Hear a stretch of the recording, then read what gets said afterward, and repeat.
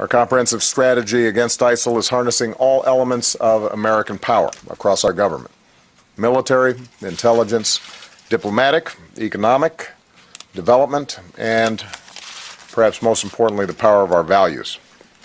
This will not be quick. In many places in Syria and Iraq, including urban areas, it's dug in among innocent civilian populations. And over the past year, we've seen that when we have an effective partner on the ground, ISIL can be pushed back.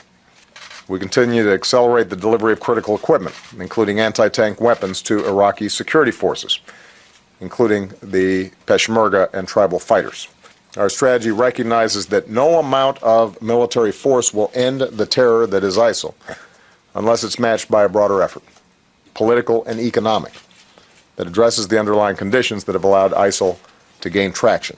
They have filled a void, and we have to make sure that as we push them out, that void is filled.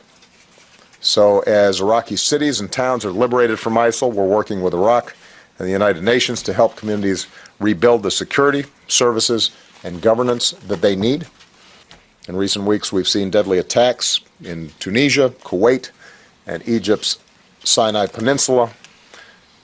We see a growing ISIL presence in Libya and attempts to establish footholds across North Africa, the Middle East, the Caucasus, and Southeast Asia. We've seen attacks in Ottawa, Sydney, France, and Copenhagen. So I've called on the international community to unite against this scourge of violent extremism. So our efforts to counter violent extremism must not target any one community because of their faith or background, including patriotic Muslim Americans who are our partners in keeping our country safe. That said, we also have to acknowledge that ISIL has been particularly effective at reaching out to and recruiting vulnerable people around the world, including here in the United States. And they are targeting Muslim communities.